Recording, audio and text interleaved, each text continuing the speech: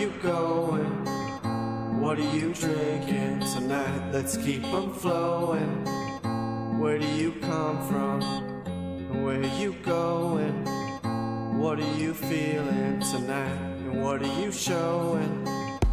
Where do you come from? Where do you come from? Where do you come from? Where do you come from? Where do you come from? Where are you going? What are you drinking tonight? Let's keep them flowing.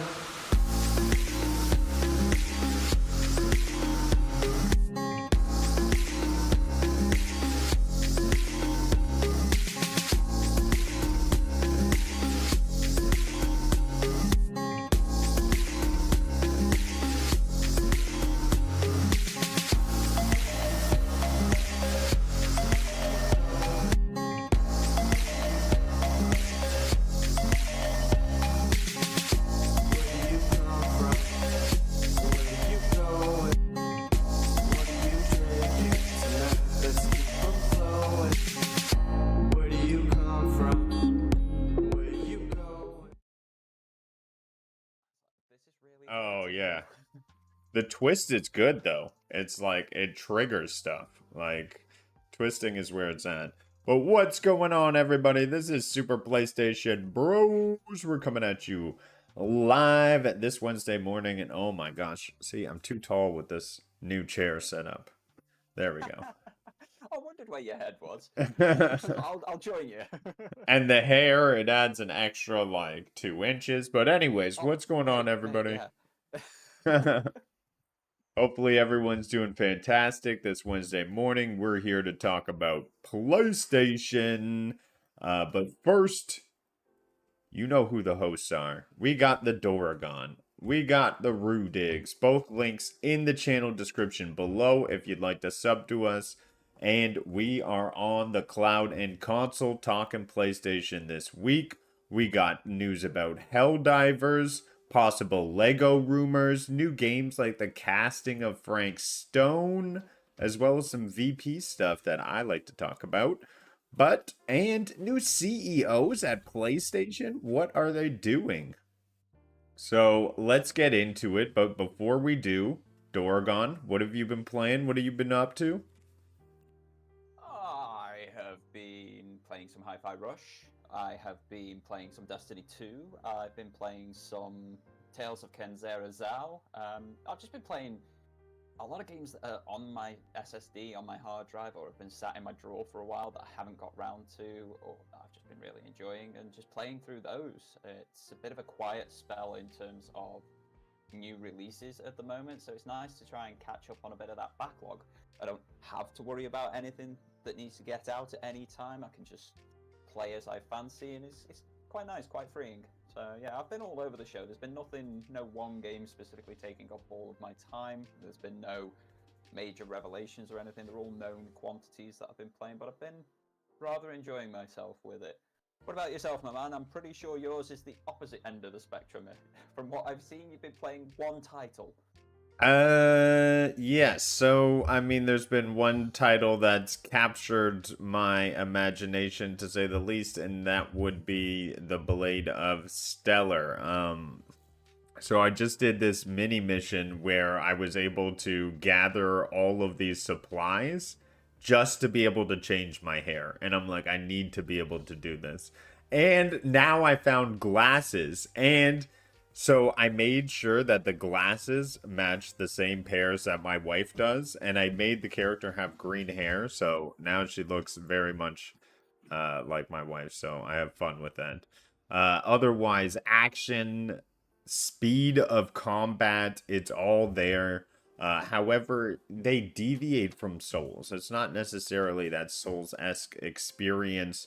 The checkpoints have sort of missions behind them to be able to activate them. There are not all fast travels.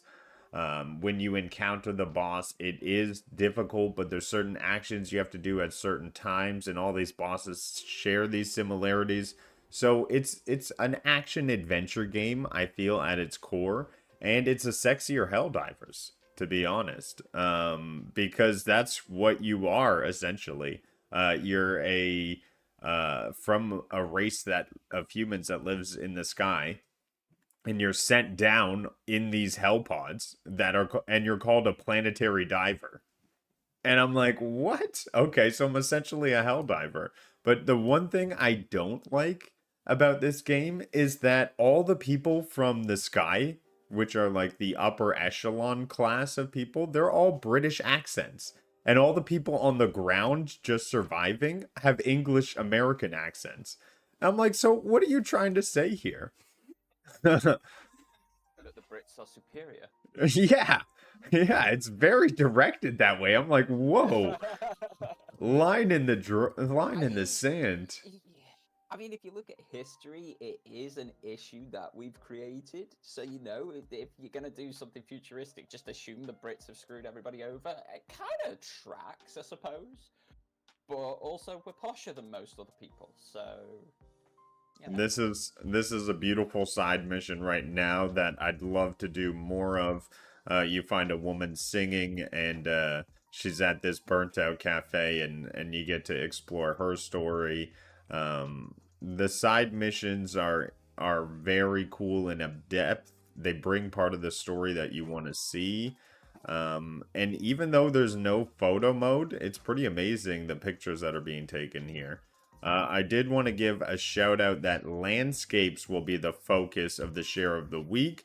All you got to do is make sure you hashtag PS share and PS blog. Submit your photos by 11:59 p.m. PT on May 15th. So that's today. So make sure you submit them by the end of the day to be entered into possibly winning this. I am going to give it a shot. I got a pretty good landscape I'm going to enter. So Go for it. Why not? I did want to grab something from you before you went away. What were your first impressions of the game that I can't pronounce that just came out? Tao Zenu. Tales of Kenzera Zao. Yes. Yeah. It's a very good indie game. This is the first title that this studio has made. I'm not that far into it, so far it is just laying the foundations, setting everything up. I'm rather enjoying it. Bear in mind, I did play Prince of Persia: The Lost Crown earlier this year, and I thought that was an absolutely sensational Metroidvania. So to get another one so soon afterwards in the Metroidvania style it's challenging, especially for a first-time studio, but I'm enjoying it. It's got a much more emotional depth in terms of its narrative and characterization than what The Lost Crown had. It's not quite as tight mechanically as that game, but I'm not disappointed in it at this moment in time. Like I say, I'm still very early on. I'm still laying the foundations, just getting to start to know what's going on in it. But I'm liking it. It's there's definitely a lot of promise there. I'll have to come back to you when I've played a bit more. But thus far, I'm quite liking what I've seen, what I've played. Well, that's positive news to hear, and awesome that it came day and date. So you gotta love those experiences. But let's get into the news of the week then, shall we? Indeed. We have a pretty big success here with Helldivers 2 just months after release. I believe 3 months after release, we're recording these sales figures, and they've hit 12 million units. Absolutely ludicrous sales number. Some of the best numbers out of this console generation that they've seen for PS5. Of course, almost, I believe it's a 60-40 split. A lot of it can be bolstered by the PC and going that route for cross-platform play. Brilliant, though. Great launch, and I think they'll be trying to replicate it in the future. 100%, yeah. It's like 1 million units a week that have been sold. It's been on the market for 12 weeks at this point. It's sold 12 million copies. So yeah, that's 1 million units per week. It's kind of incredible. Very, very well done to Arrowhead. They've created an exceptional game, and despite some bad press that they've been getting from servers to bugs to issues to delayed updates to the whole PSN fiasco, it's still chugging along, still doing numbers, and that is the mark of what makes a great game. if you can still have all of these issues, all of these challenges, and still come out with numbers on your side, you're going to be doing well. So incredible work from them. It's great that PlayStation and Sony let them use the IP, let them use the Helldivers 2 IP in a new and interesting way. So yeah, well done to everybody involved. Massive congratulations, you created something special. Celebrate, give yourselves a pat on the back, and then get back to work afterwards, maybe? Question mark? Definitely awesome stuff coming out of it. If you've played Helldivers, unlike some people in the chat who said they'd play Helldivers last month, and then never did play Helldivers, and people were waiting for them to play Helldivers. Already, I'm telling you, Wibble, the Ministry of Truth has been talking about you. And it's not good things. It's not good things. Houston thinks that I am very quiet. What? I Okay. don't know if I am. Do a mic test? Testing. 1, 2, 3. I am here, I am ready. I am raging and raring to go. And putting on a posher and posher accent as we go down. You're coming what's in. Happening to me. You're coming in all right for me. Let me just check my sound coming out of Discord. That may be the issue there. Okay, I'll turn you up a little bit here. Test 1, 2. We should be good. Sorry, everybody, for that, but I think you were coming in all right. See, Ray says he hears him. Houston may just be messing with me, too. Houston's just not used to this whole weird British accent thing. That's what it is. Yeah, exactly. But thank you. Very cool to see. But let's keep moving down the line of stories. Of course, we've given Arrowhead all their kudos for many, many weeks. Even before they dropped their game, I was yelling from the rooftops about this game. Just saying. You created this hype train. You're the issue. Yeah. I made the hype train too big, and then there was too many people, and I couldn't even play. But let's see what's happening with Square Enix. Apparently, Final Fantasy VII Rebirth and Foam Stars fell short of expectations. Square is reorganizing into 5 console and 1 mobile team, and Dragon Quest XII is still in development. So, Square is looking to make different moves to make sure their games reach the most amount of people and therefore are going multi-plat. So they tumbled 16% in their biggest decline in 13 years. And people attributed to the sales of Final Fantasy VII Rebirth and Foam Stars just kind of falling short. What are your thoughts? How do you think this is working out? Behind the scenes, do you think Square Enix will be better for it or worse off? There's no two ways about it. If you release on multiple platforms, you're going to be better off. The problem is, what platforms do you release for? I was reading an article this past week about the challenges of developing for different platforms, the costs associated with it, and the payoff that you get from it. There are so many developers of that mid to small size saying Xbox isn't worth it, but saying that even PlayStation isn't worth it for them because the sales that they will get there pale in comparison to Nintendo and PC. They are the 2 biggest platforms. So depends what you want to make, how you're going to approach it. That there's many facets involved in the conversation. The biggest problem Square Enix have is, as you say, they missed expectations. They had expectations that Foam Stars would sell 6 to 7 million. It was given away on PlayStation Plus as an extra and premium day 1 game. It's exclusive to the PlayStation ecosystem at this moment in time, so it's not cross-platform, it's not cross-play, it's just PlayStation players. It's what many people see as a rip-off Splatoon, and whilst it is fun, that fun doesn't last a long time. If Foam Stars was part of another game, it was one multiplayer mode in a massive multiplayer type experience, it could do quite well. As a standalone experience, for me and many others, we've played our 7 or 8 games and got quite bored of it quite quickly. It just doesn't have the staying power. Now, that's a challenge on Square Enix's estimators on their top level, saying, oh, this is going to do so many numbers, and not realizing well, probably not even playing the game and realizing actually it's not going to do anywhere near those numbers, so we need to adjust our expectations. It's exactly the same thing for Final Fantasy 16 and Final Fantasy 7 Rebirth. They had these expectations in line with the 100 million plus consoles of the PlayStation 4 generation. There's only just 50 million PlayStation 5s out there, and not every single person is going to want to play these games. So you're not going to get the same sort of sales with this sort of like market base as you were previously. So they're coming in with wild, out of the park expectations that are just unattainable. And then they're asking, well, why did we miss expectations? Oh no, what happened here?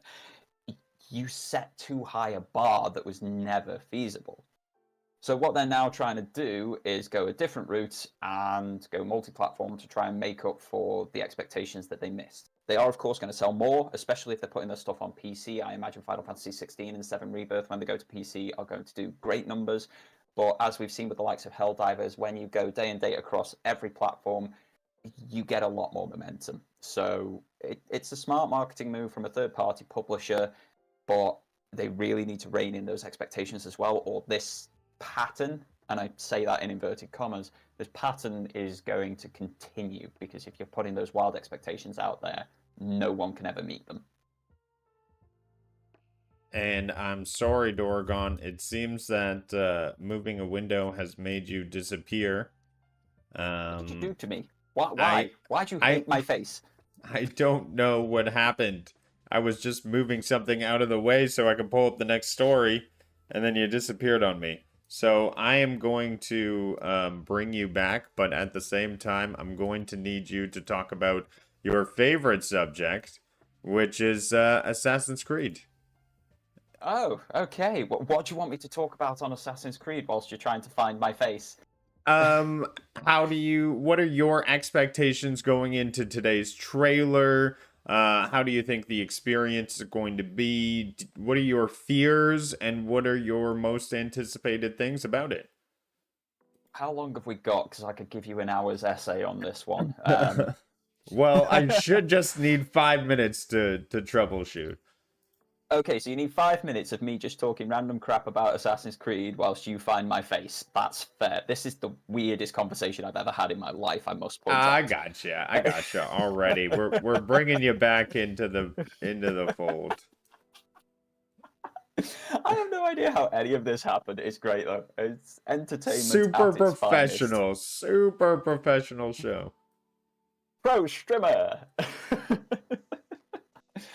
So, Assassin's Creed Shadows is the latest in a long line of video games now. This will be the 14th mainline game from Ubisoft in the Assassin's Creed series, so that's not counting any of the side releases on PSP, PS Vita, on DS, 3DS, mobile, any of those titles. This is just mainline home console and PC releases. It's going to be the 14th game of the series. We're finally going to feudal Japan, something that a bunch of folks have been waiting for a long ass time. They've been asking for feudal Japan from around about the Ezio trilogy, so we're finally going there. It's got two protagonists. There's one male, one female. They are different people this time, and you will be playing as both of them. One is a shinobi, because there are no ninjas, because the word ninja is a 20th century word and based in China. These are Japanese stealth fighters known as shinobi. The other one is some form of foreign warrior. He's not from Japan. So that one's going to be interesting on how he got there and what he's going to do. It's scheduled to come out sometime in November because Ubisoft put this whole trailer up with all the information in the description before it all went live. It's my biggest challenge for this game is that Ghost of Tsushima exists. Ghost of Tsushima did the Assassin's Creed formula better than Assassin's Creed was doing it in 2020. It completely outstripped Assassin's Creed Valhalla, absolutely obliterated what Odyssey and Origins had been doing before.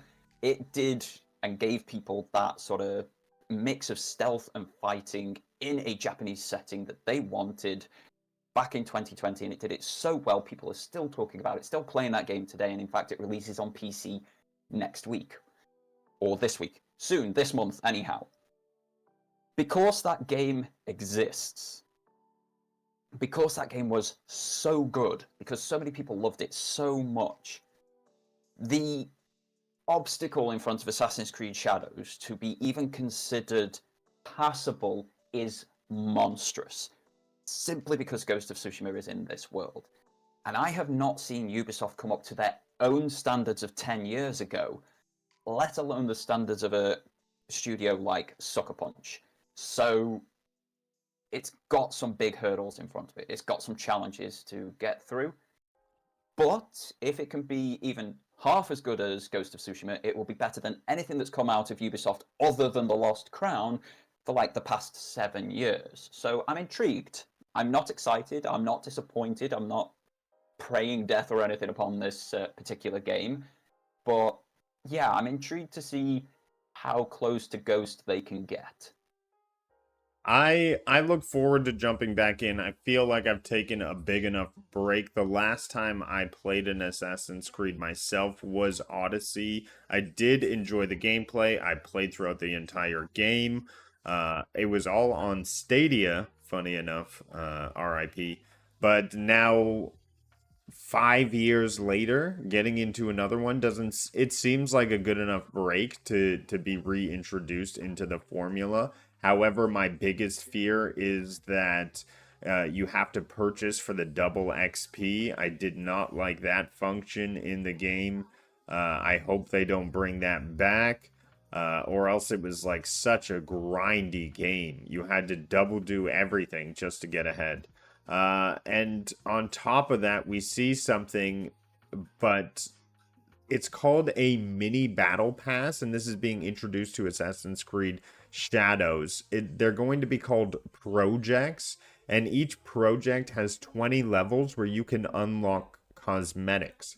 So there is interesting aspects where they're not really going to give you anything in the game, but it seems to be content out there. So the 3 projects we have access to are going to be called the Hidden Network, the Last Ronin, and as well as In the Shadows. So that is some news there for us to know. And then, of course, in about 90 minutes or so, there is going to be the release of Assassin's Creed Shadows trailer. So be sure to check that out here on Cloud&Console.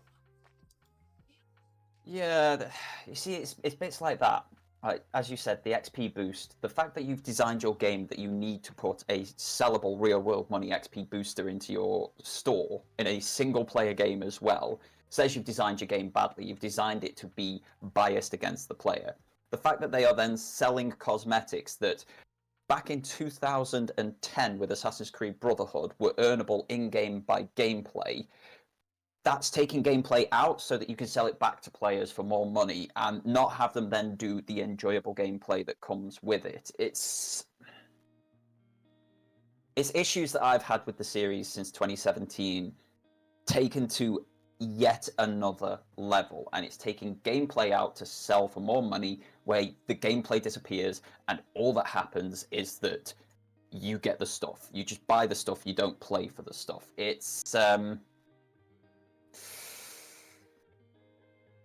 These leaks are not inspiring confidence in me, but I am willing to wait to see what all of the official information is in about 90 minutes and then go from there. Next week, you may get a more scathing retort from me. Yeah, well, they've come a long way from the very first Assassin's Creed.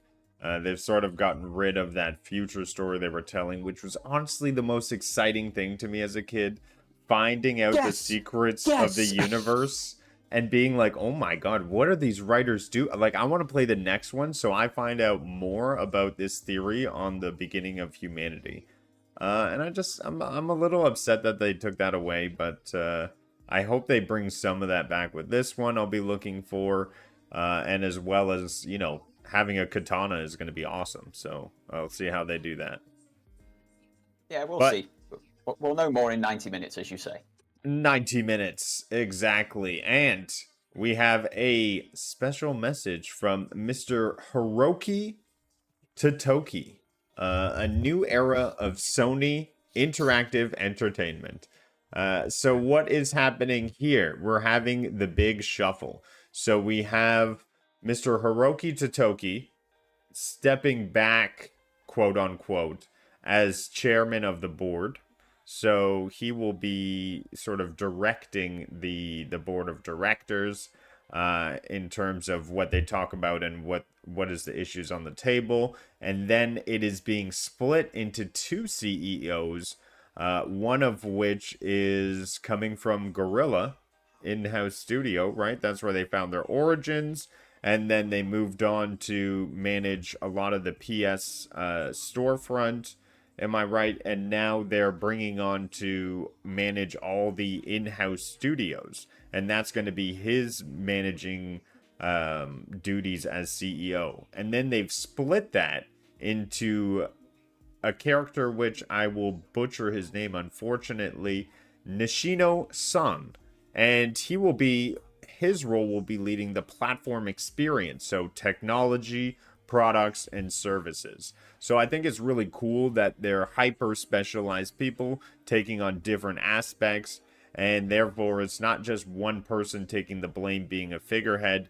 These are two guys going out, getting their hands dirty, doing what they do best. What do you think about this strategy? Do you think they should have gone to one CEO, jack of all trades, or do you agree with Sony's moves? I think this is some clever renaming of job roles. The CEO is still Hiroki Totoki. They have just now given him a slightly different job title so that he overlooks what was the head of platform and the head of studios. Those were the titles that Nishino-san and Herman Holst had prior to this shuffle. They're now just being called the CEOs of platform experience, CEO of hardware and what have you. So essentially, there's been job title changes, which will come with a pay packet change, but their job hasn't really changed. They're doing very much the same things. Bear with. Exactly, it's the same job titles. Yeah, so they're doing the same thing. So Herman Holst has been overlooking PlayStation Studios for about 7 years now. Just after the launch of Horizon Zero Dawn, he moved up out of the head of Guerrilla Games into the head of PlayStation Studios. And he's been overlooking that for about 7 years. And generally, he's done a bang-up job. He's done a grand job of looking after the software side of things. We've had banger after banger under his tenure. Yes, things have dried up a little bit now, but if rumors are to be believed, it's about to go a little bit insane with the new big event that we're meant to be getting this week or next week. So we'll see what comes of that one. And Nishino-san gave us the PlayStation 5, which came with the amazing DualSense controller. He gave us the PlayStation VR 2, which is one of my favorite VR headsets on the planet. If only they could find a way to make it wireless, that would be even better. He also gave us the PlayStation Portal, which a lot of people love. I think it's god-awful, but that's my own personal experience, and such is the way of things based around internet connectivity and technology. I want one. So it's interesting that they've split that CEO role into two, so that one person just looks over the hardware, the platform, and all that sort of stuff, and he has made noises about having PlayStation games available elsewhere, portably, in the cloud, on your phone, on your television, that sort of stuff. He's also made noises about that platform being more than just PlayStation games, so we've got that whole Sony core being rolled in, so there's going to be movies and television shows involved in it. There's also going to be that whole sector of mobile as well, because it's such a large market and PlayStation is such a strong gaming name, they could always walk into that. And then you've got the software side of things, which is what actually sells all that hardware side of things, but needs to be its own high quality, highly sought after sector. And that's what Herman Holst is looking over, whilst Hiroki Totoki basically looks over the whole of everything and just signs checks when required to say, yes, you can have this much money to make X, Y, Z. So nothing's changed in terms of who's in place, in terms of what they're doing. They've just got official job roles and pay packets for it now. And Hiroki Totoki sits upon his mantle. And you get to keep saying his name for yes. a while yet. Although, Dorgon, what about these numbers coming in? This is not what PlayStation Sony fans like to see. Tom Warren out of the UK says Sony's PS5 sales are down 35% or 31%, what am I reading? Year over year in the recent Q. Sony also says it sold 20.8 million PS5, consoles for its full 2023 fiscal year, which is way below expectations. I remember hearing they were going to sell 25 million over the holiday season. So these numbers are obviously not meeting expectations, and that's the game these companies play. They're constantly setting expectations and gambling it away. I got a call here. Let me know your thoughts on this. So I've just picked my phone up and done very quick, rough mathematics for what 20 million PlayStation 5s being sold means in terms of money. Now, don't get me wrong, I know not all of this is profit. Not every bit of this figure is going to be revenue, because a lot of PlayStations sell at such a minor profit, they may as well not sell at a profit.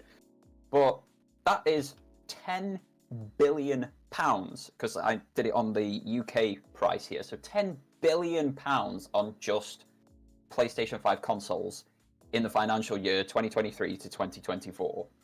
That is a lot of money coming through the coffers. I can't see 10 billion as a failure personally. I can't fathom how that is a bad thing, taking 10 million pounds in. And like I say, that's only from PlayStation 5 hardware. That isn't including PlayStation portals, PlayStation Edge, the headsets, the controllers, the VRs, all of this sort of stuff. That's just the base console itself. You've then got the software atop of that, which is doing great guns in terms of numbers, which is making more and more money year upon year. And am I missing something with these reports? Yes, okay, it's not quite the same as the year before, but you've just had 12 months where you only launched one PlayStation Studios exclusive title in Spider-Man 2. Yeah. Yes, you had some great third-party exclusives, but there was only one from PlayStation Studios. If we got a PlayStation Studios exclusive every 3 months, those sales would be much higher, and therefore the revenue even higher again. I feel like I'm missing something, because we're talking billions upon billions upon billions of pounds, even more in terms of dollars or yen. It's trillions of yen that we're talking for this Japanese company. How is any of this a failure? Like, especially when people are sitting there struggling to scrape like 20 quid together to buy their food for the week. I've got to be missing something. I think it becomes a failure with how the economy works in terms of making forecasts and then not meeting those forecasts. And this is where I believe Sony didn't do the right calculations based on, hey, we're not going to be releasing first parties. Hey, a lot of people have a PS5 right now. How many new adapters are we going to get? Knowing that 60 to 80% of gamers are playing games that are 10 years old anyways. They can play Fortnite, Minecraft, Roblox on a PS4. Like, they don't need PS5 right now if that's all they're going to be playing for the next couple of years. So I feel as if these calculations were not taken into place when they were forecasting. And even though selling 20 million is an amazing milestone, they call it a failure because they just didn't guess right. So they just need better guessers, in my opinion. Let me guess what's going to happen over the next year. And if you, the hard workers, the people who have to put the work in, the people who have to get paid tuppence compared to me, Mr. Guesser, don't make my guess happen, you're a failure, you're getting fired, and we will have to lose stock. It makes no sense, man. Like, the world is messed up if that is how things are actually... I know that is how things are actually working, so the world is messed up, and get rid of these idiotic guessers. They haven't got a clue about the real world.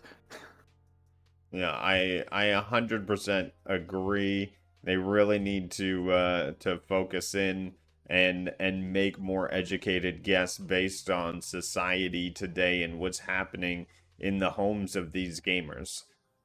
So let's get better identification. Get that AI working. Come on, we know you're spying on all of us. Do better spying. You say that. I think Sony are one of the only companies not doing AI. They just announced and have got up for pre-order their brand new flagship mobile phone, there isn't a single bit of AI anywhere in it that hasn't been in phones for like the past 10 years. The only thing you've got that's artificially intelligent is battery care and computational photography. All of this other stuff that everybody else is doing, they're like, nope, we don't want any of that anywhere in our devices. So Sony might not have that AI working on it. They might actually have people trying to crunch numbers on old graph paper to try and figure it all out. Well, maybe that's why they're not making the right guesses, but only time will tell. Maybe it'll be the right move later on when AI has its uprising.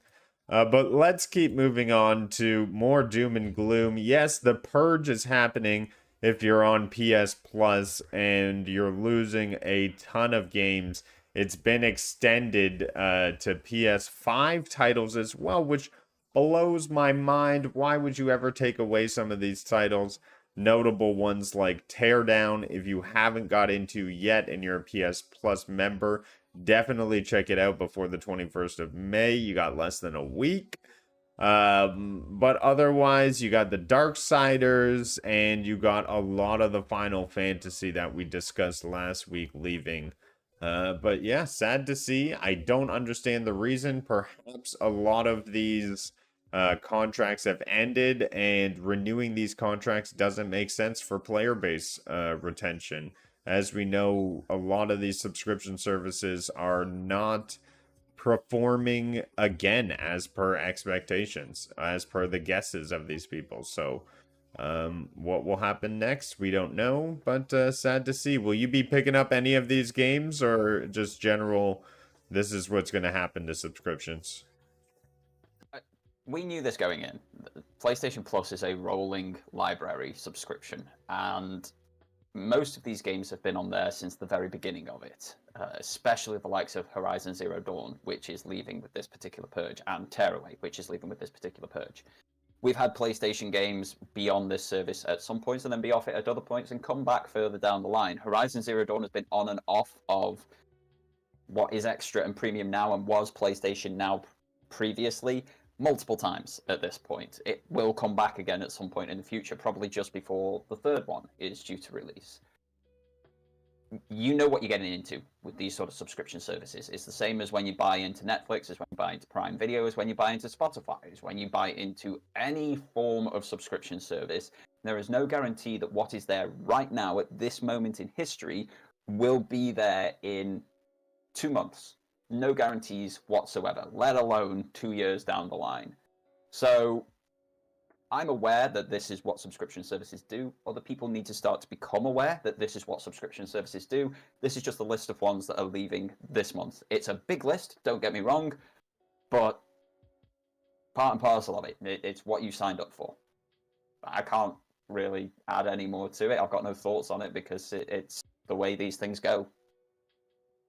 It's the way of the subscription. This is the way. But this is not the way that things are typically done in forming a new studio, is it, when you're a former Deviation developer? No, because this has been an odd mix of bags for the story of these devs.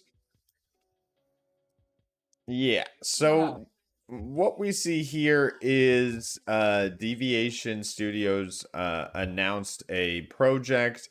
They announced partnerships with PlayStation, and then before the new IP hit, they were met with unfortunate news, and the studio was collapsed. However, as of late, they've reassembled, like the Avengers in Avengers Tower, under their former leader, Jason Blundell, and now they've created a new studio with a new IP. This is an odd move. It's kind of like the snake eating itself type of situation. I don't know. I don't know how to describe it, but I will say, if you're looking forward to the game coming out of Deviation, I expect it to be a first-person shooter, knowing that these guys mostly come from the Call of Duty franchises. What do you have to say about the former Deviation moves on and Sony and the relationship? It's very weird, isn't it? We had this company that set up, didn't make anything for 4 years, didn't release anything for 4 years, and as we said previously on the show, I don't know of any company or any individual who can go 4 years without a paycheck unless they're already a multi-millionaire. 4 years without a paycheck, trying to make a game is a lot, and it's sort of no wonder that the studio ended up closing, because if they were nowhere near close to actually producing a game, selling a game, there's no way that they were going to get funded for 2, 3, 4 more years. So they got closed down. Those same people formed a new studio, completely understandable. If they enjoy working together, if they enjoy what they do, go for it. But then they went and signed back with Sony, and Sony signed them again. It's like, you've had a working relationship before. You know this didn't work. Why are we doing it again? Unless, of course, they have learned from it. They've gone a completely different development route, and there are signs that something will happen much sooner, or they're taking assets from what was Deviation Games. I don't know how game development works. We've all had those relationships. Listen, Sony said they'd change, and maybe this time they're going to be different. Do you really believe that? I have to believe it, okay? I love them. Are you sure? I love them. And I'm pregnant. Are you sure they're not going to cheat on you again? Are you sure about this? They won't just turn around to the next shiny shooter that comes in and spend all of their money with them, spend the night with them, and then come home to you because you're the nice safe place. Are you sure that's not how they're going to act? Well, I'm fine being that safe place, and that's where Deviation Studios is going. I hope it works out for them this time. I don't know what the new name is for it, because obviously there won't be Deviation, because Deviation was shuttered and de-trademarked and all that sort of stuff. So I don't know what the new name of the studio is, but they are very talented developers, and hopefully this time they can get something out the door. Mm-hmm. Let's go. And I think they'll need to compete with Call of Duty, and I think this is the right team to do it. So let's bring it together. And now, jumping into more things being put together, that is a rumor for a LEGO Horizon Aloy. And is it going to be the next PS5 big adventure? Here's what I say. Yes. Yes, yes, yes. We are getting a LEGO Horizon game. You heard it. Now, I was skeptical, because when you first sent this to me, I'm like, of course it's a set. There's no way it's going to be a game. But, what's his name? Tom Henderson hinted that there is going to be a trailer. He said the words trailer. Now, Mark, there is no trailer for Lego sets, all right? There are trailers for video. No. There are. No, there are come trailers on. for Lego sets. No. They have higher production value than some movie trailers. Lego is that important. I don't think I see this as a game. I think this is what we're getting. I think this is a third-party deal like they made with Square Enix, and this is the perfect time for it. We've had enough time with Horizon Forbidden West. We need to be shaken up again. This is Lego Horizon. I can see it now. You have the bow. The dinosaurs are all Lego. They're going to fall apart into their pieces when you destroy them. And you're going to collect the special Lego pieces. This is 100% happening. Mark my words. And we're going to find out on the showcase next week. What are your thoughts? See, I kind of hope you're correct, because it was 2017 to 2022 for the last game. So there's 5 years between the two. And between Killzone and Zero Dawn, there was about 7 years. Now, I've got that tall neck set that you've got on screen just above us. I own that. I love it. I enjoyed putting that together, and it poses differently. You can move it around, pose it differently. It comes with a little, I can't remember what they're called, the little raptor things, the scouters. Comes with one of those as well. I want more of these sort of Lego sets. Lego sets from things that I really enjoy that are made up from actual just normal Lego parts. So if you had enough Lego at home, you could take just the instructions and make the walker yourself, the tall neck. I loved that set. I really enjoyed building it. It's on display in my living room next to my partner's Orchid set from Lego. I want more of those. So I was very much hoping that this was more Lego sets. There were trailers for the Tall Neck set. There's been trailers for other Lego sets, especially the big Concord ones in the Opera House, that sort of thing. I would personally be really psyched for more Lego sets. But if it were to be a Lego game, that could just be hilariously good fun. I feel like the very seriousness of the Horizon world versus the very non-seriousness of how Lego goes video gaming, they could marry together quite well to create something new and unique. And I would possibly quite like that. So I don't know. I don't know how to think. I don't know how to feel. I like both sides of it. I like Lego games. I like Horizon games. I like Lego sets. I love my Lego Horizon sets. So, hey, I'm one of those guys who, whatever comes out of it, might be very happy. I don't know what to like. There's not enough information to say what it is right now. But yeah, it's interesting.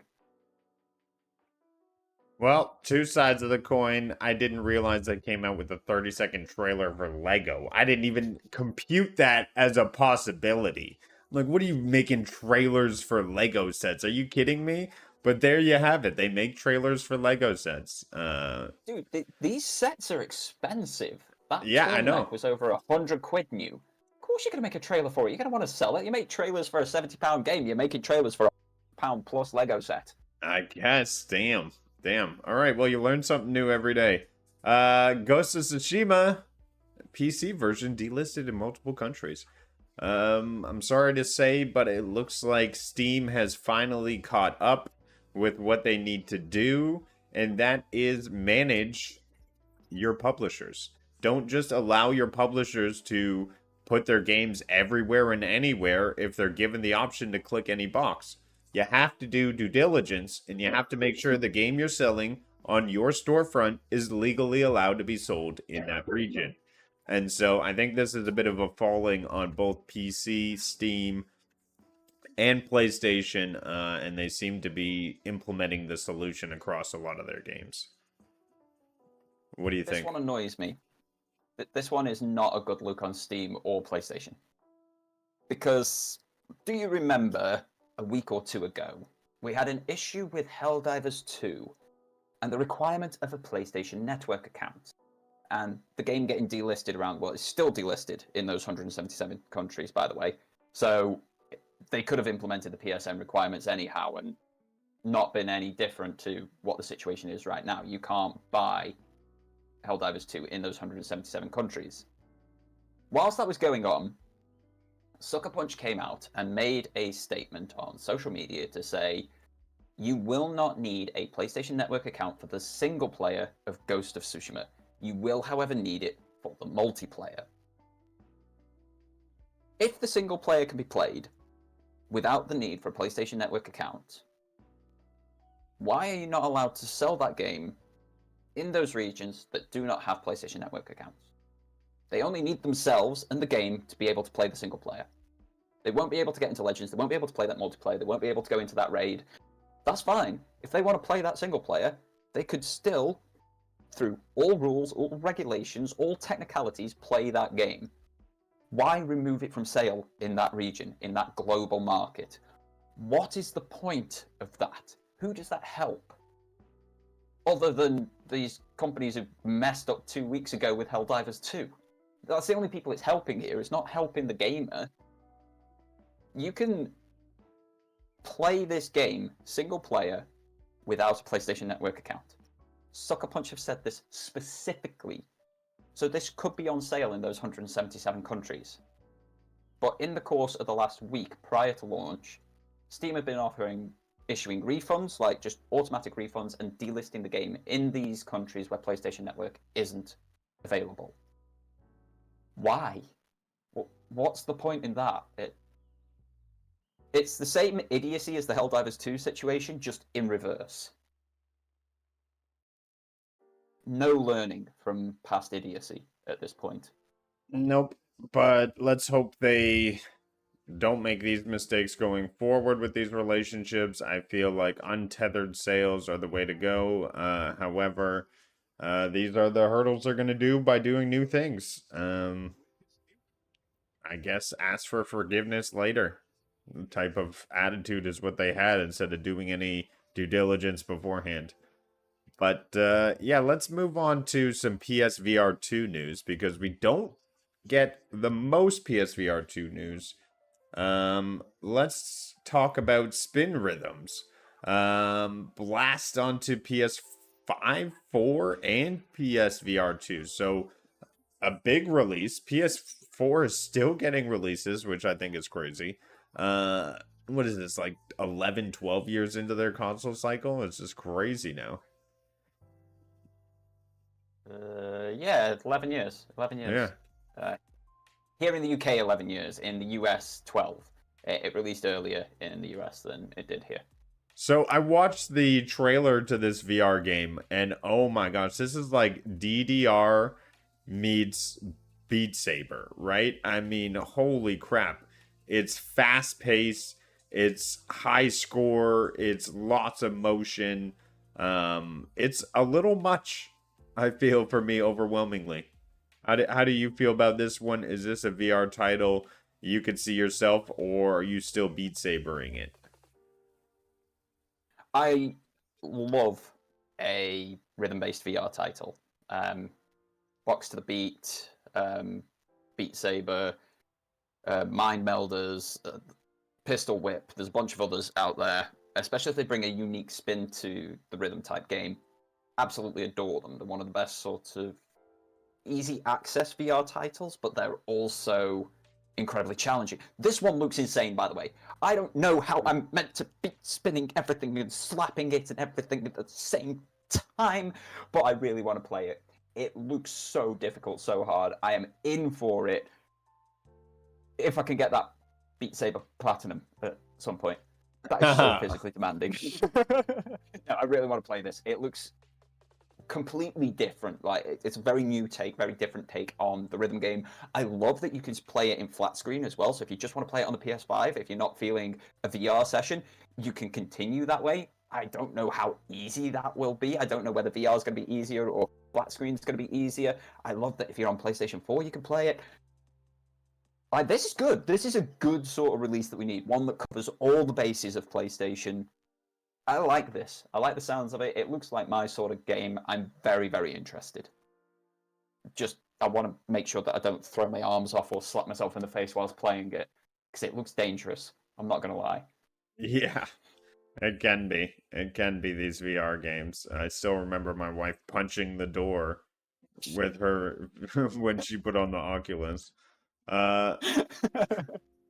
Let's jump into some more entertainment news. We have something that I found intriguing. Nicolas Cage is to star in Spider-Man Noir live action series at MGM's Amazon Prime Video.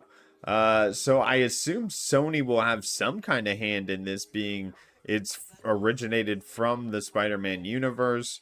Obviously, the Miles Morales character. And much beloved. He even made it a debut in the Spider-Man games. You can get the skin, but really cool. I think this will be a well done and different take on the Spider-Man universe.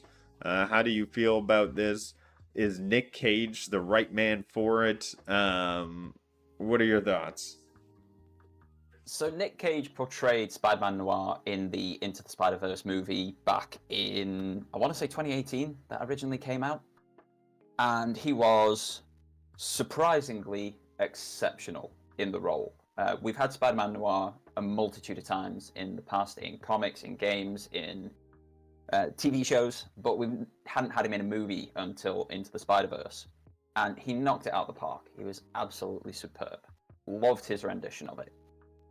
Sony do own the rights to movies and live-action television shows. Disney own the right to animated Spider-Man television shows, but they do it in collaboration with Sony a lot of the time. So this is a Sony, probably PlayStation product. It's possibly a spin-off of Into the Spider-Verse, and it's just going to be Nick Cage taking on the role of that character once again. They're going once more with MGM, which are the guys who are going to be doing the God of War live action show as well. So that's possibly going to be good because MGM are the guys behind James Bond as well, so they know how to do quality.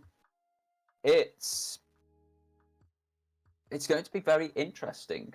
I generally like Nick Cage's work, even the supposed bad stuff I enjoy because it's so bad it's good. You know, when it goes full circle sort of thing. And I love the Spider-Man Noir character. Every version that there has been of him is slightly different, and I really like the Nick Cage version. I'm hoping it's good. I really am. I hope they do it justice. Me too. And I will be watching every episode when it comes out. Let's jump into a story that I know you have been following closely. Oh, it's playing with the sound. No, thank you. We have the Rogue Prince of Persia with a new release date of the 27th of May, and they're actually telling people to play Hades 2 in the meantime, pointing to, this is the king of Rogue. Definitely go check out Hades 2 early release, and then on May 27th, jump into the Prince of Persia roguelike. So you are going to have a full year of rogues if you're a fan of the genre. You got Hades, which won Game of the Year, I believe, and then with their sequel, now in early access if you're Steam, and then we have this full release coming out on the 27th, and the Prince of Persia has 2 releases in this year after staying silent for 12 years. So yeah, there's that. Thoughts? I love the Prince of Persia. One of my all-time favorite series. I've loved the originals way back in the day. I even enjoyed Prince of Persia 3D, which was generally classified as god-awful. I enjoyed that game. I loved the Sands of Time trilogy. I loved the Forgotten Sands, whether it was the different versions that you got on Wii, PlayStation, portable devices, because DS and PSP got different versions of it yet again. The Wii version was very different to what you got on PlayStation 3. I've loved every single Prince of Persia game that has been released. 2007 was great with the cel-shaded and the darkness and all that sort of stuff. The Rogue Prince of Persia is obviously taking massive hints from Hades. Huge inspiration upon it, quite obviously. It's actually an external studio doing this, so it's not a Ubisoft studio. Ubisoft just gifted them the IP, asked them to make a game, and then are then publishing it. It looks really high quality. I love the art style that they've got going on for it, like a hand-drawn cartoon type thing. It sort of reminds me of the original games, but with that smooth, modern aesthetic. I'm looking forward to it. This team are meant to be very good. I can't remember what they've made previously. I do believe it was some absolutely incredible titles from what people have said. But they have had to shift the release date because Hades 2 shadow dropped on everybody, and it's like, look, if that, the king of the roguelites of the last few years, is releasing now, we don't want to be competing with that as another roguelike, so we're going to move a little further down the road. It just made sense. Thank you, Maker. They made Dead Cells, which is an incredible game. Dead Cells is stupendous. So yeah, there's quality in the studio. I'm looking forward to it. I agree. I like Rogue. Risk of Rain captured my imagination back in the day. Ever since then, I've been a big fan of the genre. But yes, that will do it for the Super PlayStation Bros today. That's all we could fit into the episode, even though I'm axing some stories. Can you believe it? We had so much to talk about. Just quickly, Amazon has greenlit a new live action series for Dorgon's favorite, Tomb Raider, so check that out as well. But Dorgon, what do you got going on your channel? You can follow Dorgon, link in the description below. Let the people know what's up. No new video this week. I've had a bit of a writer's block. I don't know what I'm doing with myself. The next video is going to be. But I have had 2 in the last 2 weeks. So there is the review on the PlayStation Portal after 6 months with it, and whatever came before that. Oh yeah, returning to Destiny 2 after 6 months away, how it feels for a returning player. So any views on any of them or any of my other content would be most appreciated. Rudigs, will we be seeing you tonight with the Yes. Rudiglets for family game night? Family game night, and we're actually switching it up. I'm going to be doing Phasmophobia. So I'm going to be jumping into that for the first time. Hopefully it's not too scary. We're going to be checking that out and having fun. Yeah, what's that? Are you going to be playing Phasmophobia in VR? No, I'm going to be here on the console. But I'll be playing with GeForce, but I do see it is VR, so I'll have to give that a check out once I got my hands more grasp, because jumping into VR right away may be a little bit overwhelming.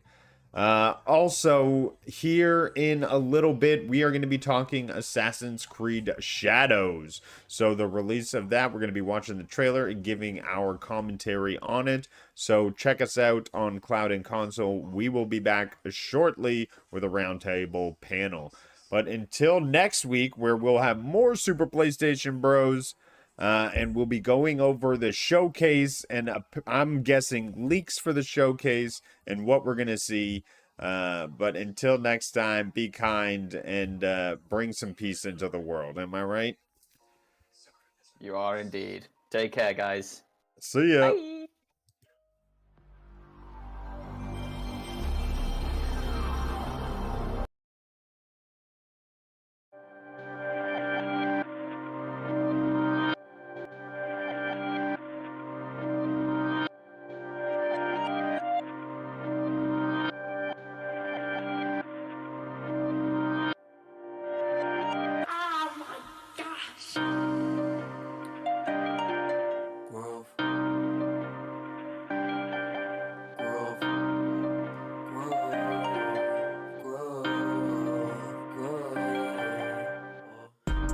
Try to believe in me.